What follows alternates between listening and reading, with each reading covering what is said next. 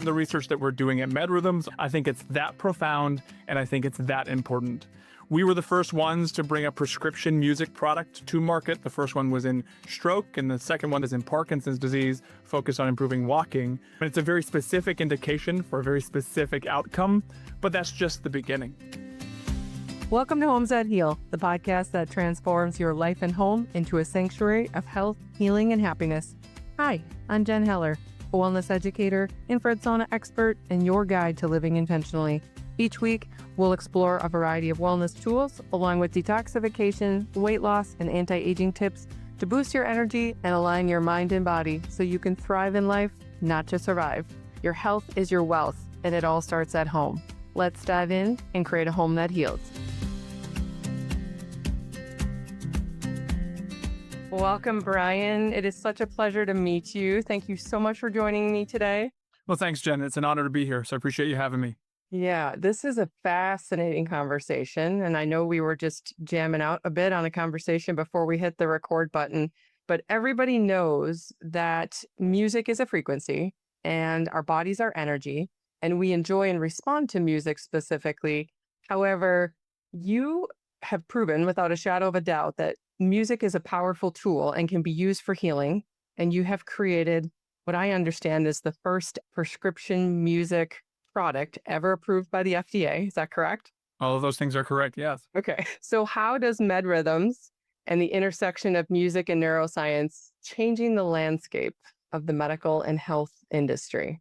Well, appreciate that. That's a pretty robust introduction in terms of that we're doing here. But really, when we think about, music as a stimulus on earth, and everybody, as you said, connects to it, relates to it in some way, we're just beginning to understand the true power of music on the human brain and therefore on the human body. I've said, and my background is as a board certified music therapist, but specifically I have advanced training in the neuroscience of music and how that can be clinically applied. And I've said through the research that we're seeing across the field and the research that we're doing at MedRhythms, along with what we're seeing in clinical practice, the more that we understand about how music impacts the human condition, I think it's going to fundamentally change the landscape of global healthcare. I think it's that profound, and I think it's that important. We were the first ones to bring a prescription music product to market. The first one was in stroke, and the second one that we have is in Parkinson's disease, focused on improving walking. And it's a very specific indication for a very specific outcome, but that's just the beginning. And I think that what we're going to learn is just how important this is to humans, but in a real way, how this is going to be important for healthcare and rehabilitation as well. Yeah, I couldn't agree more. Like I said, I've been in the health and wellness world. My wheelhouse is infrared heat, infrared light, but really in and around the wellness industry. And I think we can all agree we're in a pretty seismic shift right now that's really kind of turning a cutting edge corner just in how we approach healthcare or how we approach the healing process. And it's exciting. I know some people are like, this is crazy and it feels a little bumpy, but wouldn't you agree this is an extremely exciting time to be alive? Oh, it's an incredible time. I mean, I think for a couple of reasons from my perspective. One is just how we're understanding stimulation of the brain, right? Your brain is shaped by experience. And we're just starting to understand how we use experience to shape the brain. That could be visual, that could be auditory. In our case, it's literally music. But we know that as the brain is exposed to stimulation, neuroplasticity happens. And if we can do that purposefully with specific understanding of what we're trying to shape with the stimulus that we're providing it, I mean, I think the opportunities are endless. The other thing that I think about a lot too is with the advancements of technology, right? Technology in healthcare, in my opinion, is also inevitable. The growing aging population, there's not enough clinicians to treat patients. Patients are going to be demanding technology as part of their healthcare system because the world is becoming that way. So healthcare in home. And so the convergence of those two things, of being able to stimulate the brain and being able to deliver it potentially without clinicians or being able to deliver it via technology, what a time to be thinking about revolutionizing healthcare than this very moment in time. Yeah. Oh, gosh, it's very exciting to me. So I'm curious. Let's take a step back for a second and talk a little bit about your origin story. So tell me how, growing up in a small town in Maine, I understand you were a kid for a love of music. How did you transform this into becoming the co-founder of a leading edge company that has created product that can literally help heal stroke, Parkinson's. Walk me through that path. Yeah, I mean, it's been first of all, a wild and incredible and just an unbelievably rewarding journey to get from that kid in a small town Maine to where I'm sitting today. I will say that music was always a love of mine, and I knew that music was going to be a big part of my life outside of just being a hobby. I knew early on in my life, though, also that music education was not going to be for me. And the performance route was, I would say, was exciting, but I didn't really feel that draw to purely performance as a career. And when I heard about music therapy in general, I fell in love with the idea that you could use music to help people. And when I was in college at the University of Maine in my undergrad, I had an opportunity to work with, at the time, the only private practicing music therapist in the state of Maine. If you're not familiar with Maine, while we don't have a huge population, it is a huge state geographically. It's very large. So there's one private practicing music therapist at the time, and I got to intern with him one summer, and he was working with children and adults that had severe developmental delays. And the very first music therapy session that I witnessed live, this particular music therapist was not trained in neuroscience of music. He was more focused on mental health and well-being and using music therapeutically in that way. And within the very first session that I saw was with an 18-year-old boy that was physically and cognitively functioning at about a 1-year-old level. So very, very low functioning. So nonverbal, was in a wheelchair, non-ambulatory. And within the first 10 minutes of this music therapist working with him with live music, he began to cognitively function at a higher level than what people in his life had ever seen before. So the people that worked with him every day at this day program and his family came in the room, and they were literally in tears because they couldn't believe how this boy was functioning. And it was at that moment, that was literally a singular moment in my life that changed my life, that I said that that this is my calling in life. I need to be using music in this way to help people. But number two, while this really was a beautiful thing to witness, and it was really a magical thing to witness in this boy, I kept saying there must be a reason why this boy was able to respond this way to music. And if we could answer that question of why, that's when we can really harness the power of music and then replicate it to help a lot of people. And I think that it's been that drive for me to think about like understanding the why so that we can replicate and scale to make the biggest impact. So I went on to become a music therapist, got board certified as a music therapist, specifically focusing on the neuroscience of music. My whole career has been in neuropopulations and understanding how music can impact things like movement and language and cognition. I was very fortunate to be the first music therapist at Spaulding Rehabilitation Hospital in Boston, which is the Harvard Medical School affiliate for neuro rehab hospitals. So I was their first music therapist, and I built their program treating patients primarily with strokes and brain injuries with live music interventions. We were finding that patients were getting better faster with greater results. And we now had the neuroscience to not only explain how it was possible, but then how we could replicate it. So very quickly after I started that program, the demand for my services, both from physicians who wanted me to see their patients within the hospital, but also from patients and their family members who were saying, Brian, you helped my dad walk again. How do I get more of this when I leave the hospital? Yeah. And at the time, the answer was, there's nothing you can do. And as a clinician, that's an awful conversation to have with patients and their family members on a regular basis. And so it was really based upon those results that we were seeing in the clinic and the demand that we were seeing that we started MedRhythms as a company to really try to figure out the answer to that question of how do we bring this important care from inside of Harvard Medical School to patients around the world that we believe not only need it, but fundamentally deserve to have access to it, right? When we think about healthcare, if we know that we have something that exists that helps patients, patients deserve to have access to that. And so we started the company really around that mission, and how that evolved was thinking about technology and how do you scale and reach more people? Well, you take the neuroscience that you can put it into a technology and it can help you scale on. So we started to build these medical devices that essentially could replicate what I was doing in the clinic very specifically. The first products are focused on walking.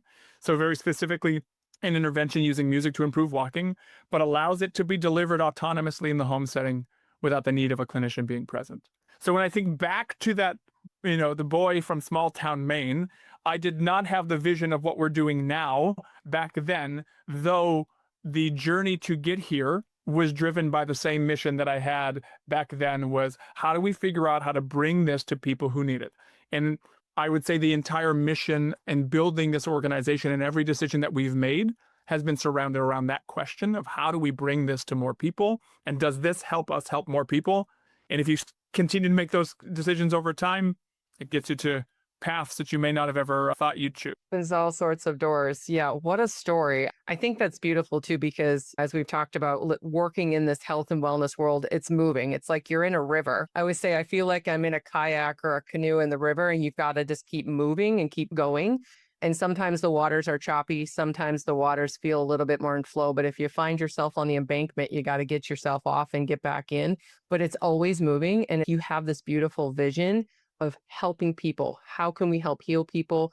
And then also, I think it's super important having the ability to do this at your home versus, I mean, you are available at one spot, like you're only one person, right? How many people actually have the means to get to you, right? Whether it be transportation, financial resources, all these things, turning it around and making it available and affordable and accessibility. We talked about walking, which is a very fundamental thing that some of us take for granted. But for those of us, myself included, who've had a stroke and been impacted, you wake up one day and you can't walk. That's a problem. So can you explain to me what the device actually is and how it works? Even as we think about walking, one thing that I think is important to reiterate is while that seems obvious, right, that it's important to walk, there's so much data that shows how walking ability, in terms of how fast you can walk and your quality of walking is correlated to your quality of life, is correlated to your independence, is correlated to things like falling, is correlated to your overall general health and well-being. And when we were first starting the company, we were doing interviews with stroke survivors and their caregivers who were living in home about not specifically to walking, but what were the deficits that they had that they were most concerned about or most impactful. And it was almost exclusively walking. And walking mattered because of things like, if somebody needs help, if you need a caregiver to help walk outside and your caregiver works, that literally means that for 40 hours a week, or sometimes if you live in New England and there's snowstorms, you only get out on weekends. And if it's snowing on the weekend, you could go 2 weeks without being able to get out of your house. Like that matters, right? So it's really significant impacts. And so as we think about wanting to improve that, the product delivers an intervention that's called rhythmic auditory stimulation. And it's based upon the neuroscience of how you can use an external auditory rhythm, like the rhythm of music, to activate the part of the brain that's responsible for movement. And they've shown that in the brain, there's a really strong connection between the auditory system that's responsible for hearing and the motor system, which is responsible for movement. And that when the brain hears an external rhythmic cue, that the auditory and the motor system actually synchronize with that external rhythmic cue. It's what we call, in science terms, auditory motor entrainment. Auditory motor entrainment is the reason why in neurologically healthy individuals, when we hear a song that has a strong beat, we want to move our bodies, we want to tap our feet, we want to tap our fingers. That's not an emotional reaction to the music. That's the rhythm literally telling our brains to move. And that happens at a subconscious level. And so what's fascinating about that is that's also applicable to those that have damage to the part of the brain that's responsible for movement. So whether that comes from a stroke or Parkinson's disease or MS, etc., we can use an external rhythm to engage that part of the brain that's responsible for movement. When we apply it in a clinical way, it's called rhythmic auditory stimulation.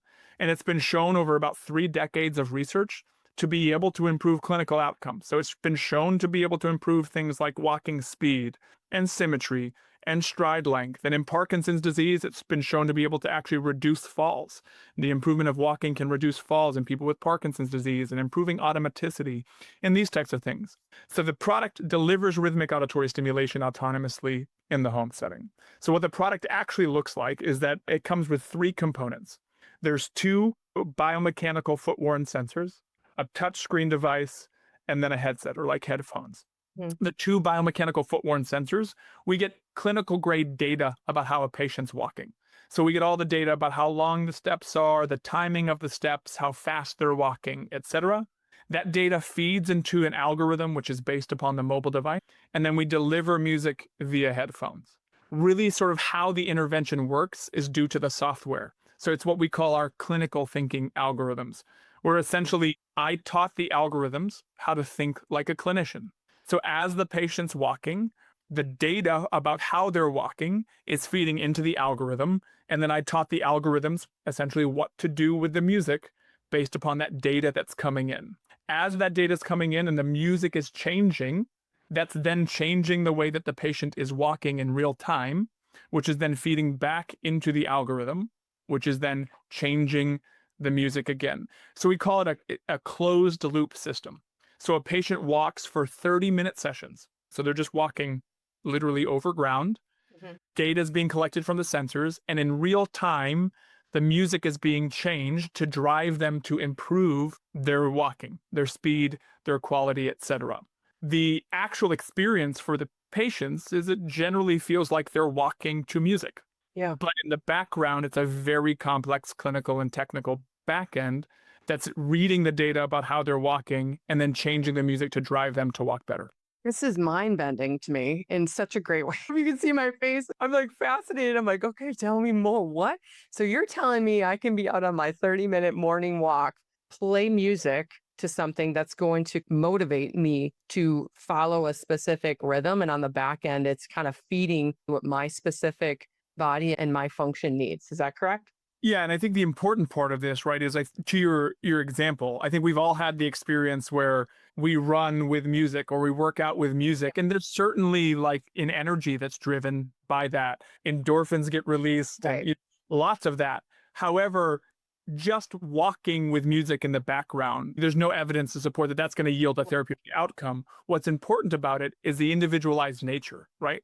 So being able to in real time understand how your data is changing, how you are walking, what does your symmetry look like? What does your variability look like? What does your speed look like? And then giving you rhythmic parameters or the rhythm of music Mhm. to actually correct that or to improve that. And then as you improve, the algorithm or the intervention progresses you to push you even further. So the important part of what makes it really, sort of the healthcare intervention is that it's individualized to you and it's Right. progressive. So it's pushing you to improve rather than reacting to you or expecting you to change along with it, etc. It's really pushing you neurologically to improve the way that you walk. Okay. So I have two follow-up questions. And again, I'm using myself as an example because I've had a stroke. So the device, one clips on your shoes. So you're tracking the actual movement, headphones, and then you have the touchpad.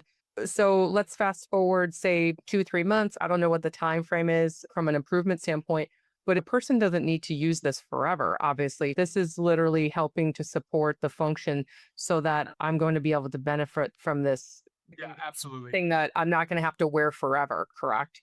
Yeah, and the answer to that is highly person and disease state specific. As we think about stroke, right? So our first product that was commercially available, the world's first prescription music product, was a product that's called In Tandem, and that's indicated with the FDA to improve walking and ambulation in adults with chronic stroke.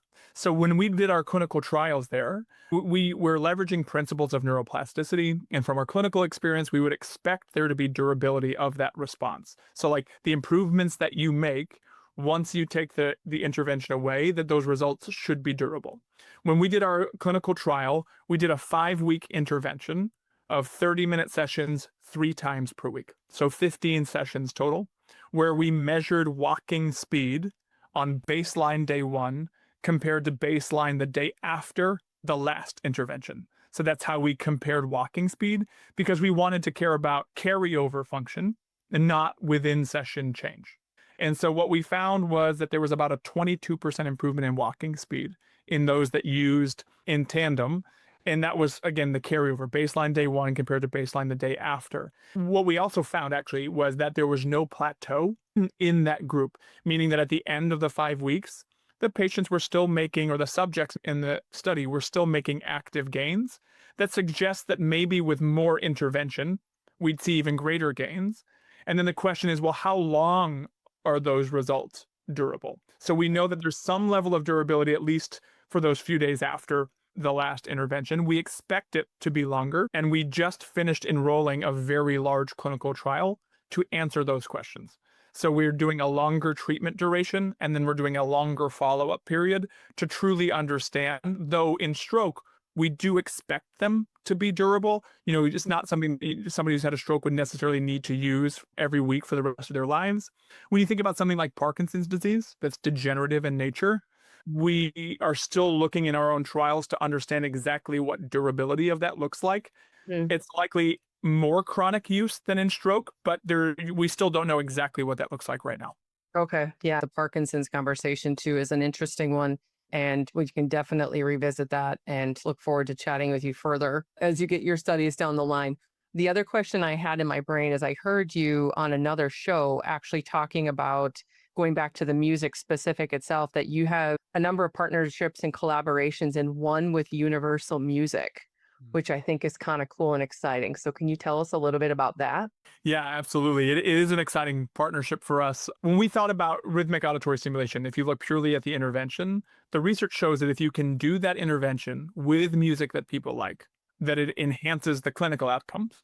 But also as a product that's used primarily in the home setting, autonomously, without clinicians, we think that having music that's familiar is really important for motivation and adherence. And I don't know if you experienced this and anything, related to your stroke, but the statistics around adherence to physical therapy on an outpatient basis is astronomically low.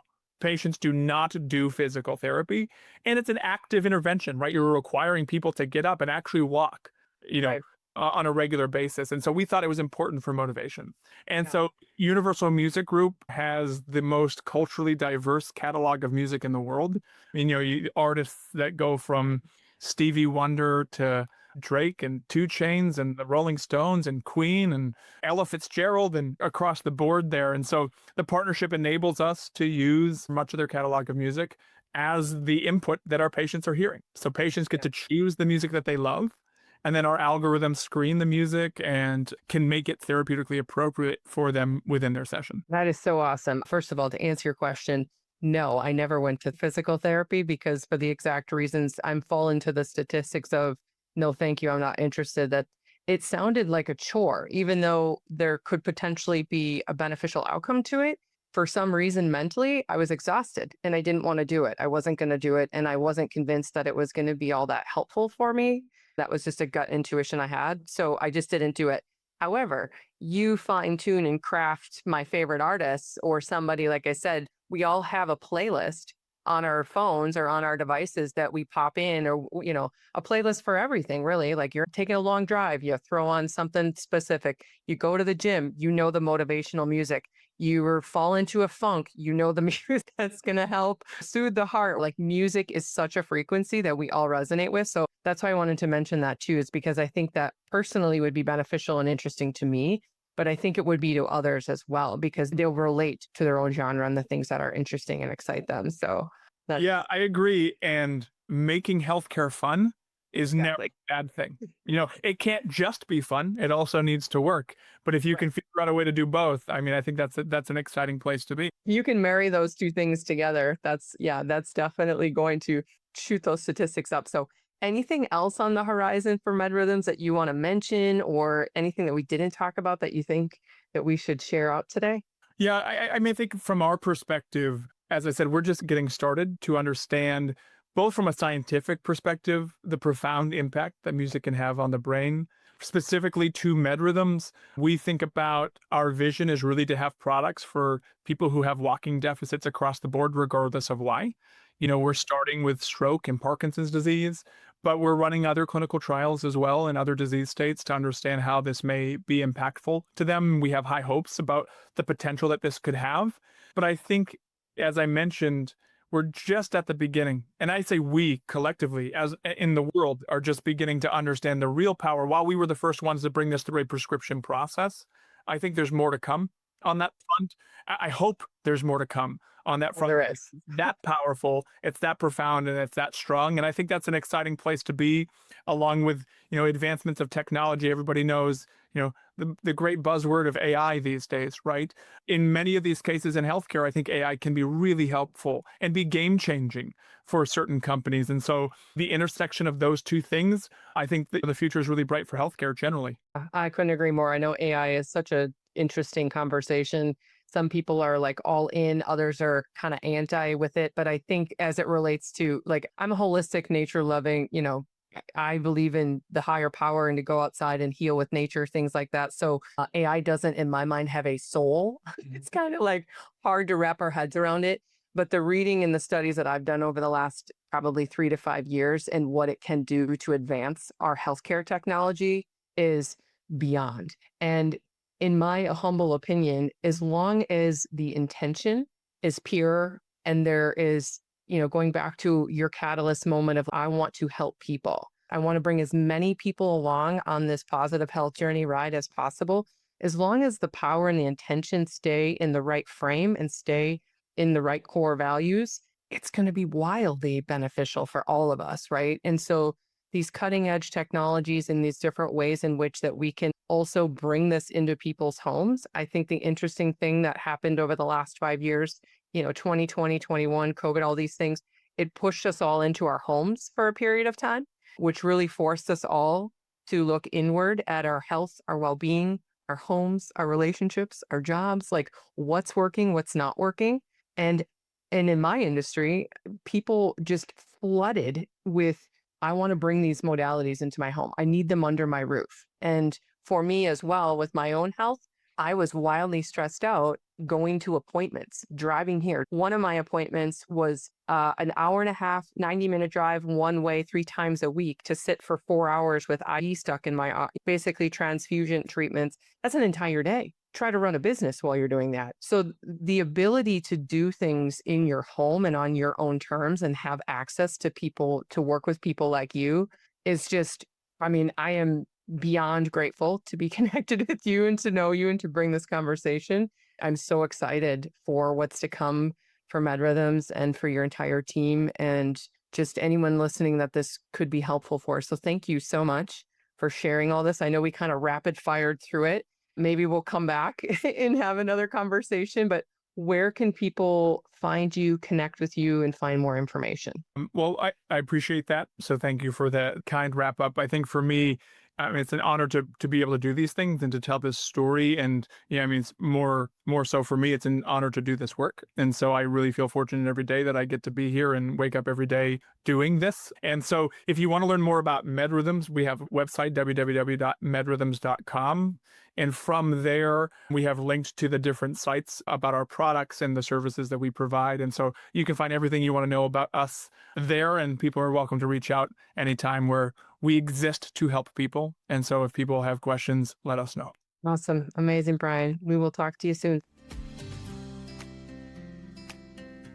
Okay, friends and fellow wellness warriors, thanks for tuning in today. If this show was helpful and inspired you, please head over to Apple or Spotify to rate, review, subscribe, and follow us, as well as share it with your friends and family. It's a fantastic way to grow the show, expand my reach, and teach others how to create a vibrant life they love. If you're ready to invest in your health and purchase a Clear Light sauna, hop on over to jenhellerlifestyle.com and send me a note. Thanks again for tuning in. I love you. I'm grateful for you. And I thank you so much for your support. You are the reason I do this work. You are the reason I do this show. And you are the reason I get up every single day with a burning desire in my soul. Cheers to your health and happiness, my friends. We'll see you next week. This podcast is for general information purposes only and is not intended to be substituted for professional medical advice, diagnosis, or treatment. If you think you have a medical condition, consult your licensed physician.